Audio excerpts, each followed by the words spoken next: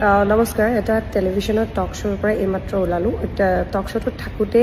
গম পালোঁ যে সিদ্ধাৰ্থ শৰ্মাই এখন মুকলি চিঠি লিখিছে কিন্তু মই সিদ্ধাৰ্থ শৰ্মাক যিমান দূৰ জানো তেখেতে শুদ্ধ অসমীয়া ক'বই নোৱাৰে লিখাটোতো দূৰৰ কথা গতিকে যিজন মানুহে শুদ্ধ অসমীয়া ক'বও নোৱাৰে সেইজন মানুহে ইমান ধুনীয়া অসমীয়া এখন চিঠি লিখিব পাৰেনে ইমান দীঘলকৈ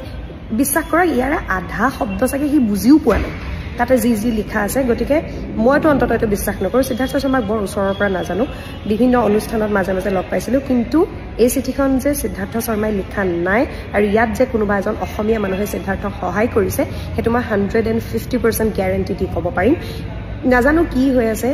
কালি শ্যামকানু মহন্ত লাইভ আহিলে আজি সিদ্ধাৰ্থৰ মুকলি চিঠি আহিলে কাইলৈ কি আহিব নাজানো 24 ঘণ্টাৰ মূৰে নতুন কিবা এটা আহি আছে গতিকে কি হৈ আছে নাজানো কিন্তু প্ৰশাসনলৈ অনুৰোধ জনাইছোঁ যিহেতু সি নিজেই কৈছে যে সি দিল্লীত আছে অনুগ্ৰহ কৰি সিদ্ধাৰ্থক অসমলৈ লৈ আহক আৰু জুবিনৰ ফোনটো যিহেতু তাৰ লগত আছে এই গোটেই কামখিনি কৰিবলৈ অকণমান ক্ষিপ্ৰতাৰে কৰিব নোৱাৰে এতিয়াতো সি মুকলিকে কৈ দিছে শ্যামকানু মহন্তক বাৰু আপোনালোকে কৈছে যে আপোনালোকে বিচাৰি পোৱা নাই ঠিক আছে মানি ল'লোঁ কিন্তু